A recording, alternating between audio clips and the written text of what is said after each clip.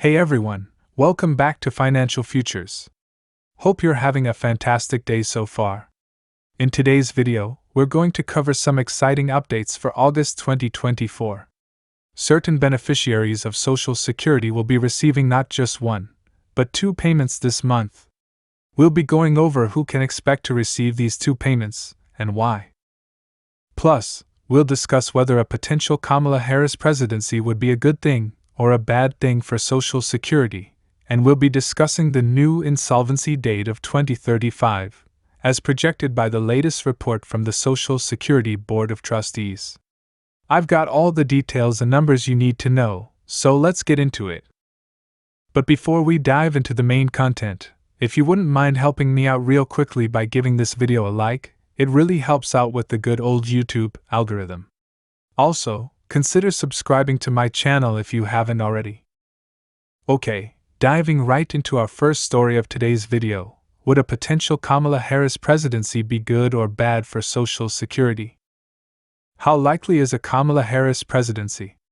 We saw that post-debate, Trump was mounting a huge lead on Biden, and then Biden decided to step down after pressure from fellow Democrats and the media. Kamala Harris, although not the official Democratic nominee, is pretty much the unofficial one given the support from the Democratic Party, Barack Obama, and the media. Looking at some recent polling data, even though Trump leads by an average of 1.2 points, there are a few polls where Harris is actually leading. For example, a poll taken from July 27 to the 30 shows Harris leading by 4 points. So, it's really a coin flip at this point.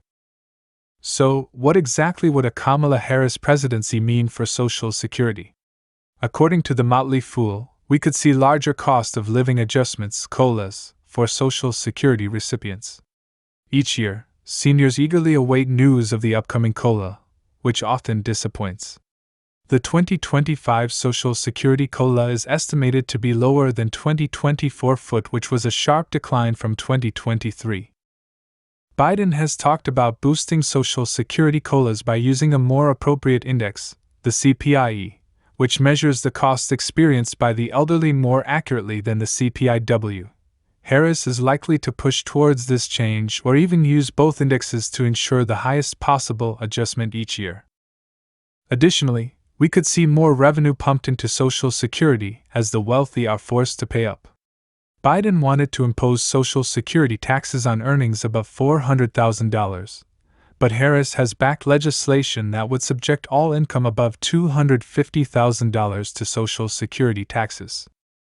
For those currently working, the FICA tax is 15.3% of your earnings, with 12.4% going into Social Security and 2.9% into Medicare. If you're an employee, you pay half of the 12.4%. And your employer pays the other half. If you're self-employed, you pay the entire amount. This year, you only pay this tax on the first $168,600 you earn. Higher earners like athletes or celebrities are not paying Social Security taxes on most of their income.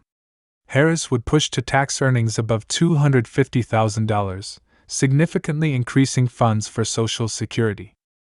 Harris co-sponsored the Social Security Expansion Act in 2019, aiming to increase benefits by $200 per month, adjust the special minimum benefit, and use the CPI for COLAs, funded by taxing incomes above $250,000.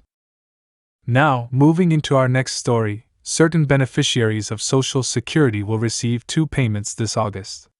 According to CNET, SSI beneficiaries will get two payments this month. You should have received your first payment on Thursday, August 1, and the second payment will be on Friday, August 30. However, there are no payments for September because September 1 falls on a Sunday, so the September payment is being made early on August 30. This will also happen in November and December. Alright, now let's dive into the details of the new Social Security Insolvency Date. So, just a few days ago, we received the annual report from the Social Security Board of Trustees. This report provides crucial information about the finances of Social Security and projections for the future. The big news? The projected insolvency date has been moved to 2035. But what does this really mean? First, let's clarify what insolvency in this context refers to. It means that the Social Security Trust funds, which are essentially the savings accounts for the program, will be depleted. However, this doesn't mean Social Security will just stop paying benefits. It means that without intervention, the program will only be able to pay out a portion of promised benefits. In last year's report, the insolvency date was projected to be 2034 with benefits payable at 77% of the scheduled amounts.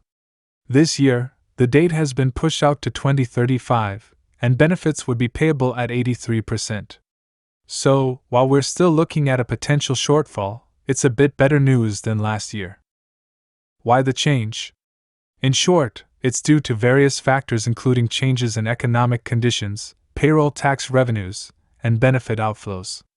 But this also highlights the urgency for lawmakers to enact reforms to ensure the long-term solvency of Social Security. To give you a bit more context, the Social Security program is currently running a deficit. In 2023, for example, it ran a $41 billion deficit. This means that the program's expenses exceeded its income by $41 billion, which had to be drawn from the trust funds. So what happens if insolvency occurs in 2035? Essentially, Social Security would only be able to pay out benefits at the rate that income is received through payroll taxes and other sources. According to the most recent report, this would be 83% of scheduled benefits. This brings us to the good news: we have time. With 11 years until 2035, there's a significant window for lawmakers to implement necessary reforms. Potential changes could include adjustments to payroll tax rates, raising the taxable earnings cap, or other legislative measures. Rest assured, we'll be keeping a close eye on this topic and providing updates as they come. For now, there's no need to panic, but it's crucial to stay informed and understand the potential implications. Alright, that wraps up today's update on the new Social Security Insolvency Date. If you found this video helpful, please give it a thumbs up and share it with others who might benefit from this information. And don't forget to subscribe if you haven't already. Check out some of the other videos on our channel for more insights into financial topics. Thank you so much for watching. Take care, and I'll see you in the next video.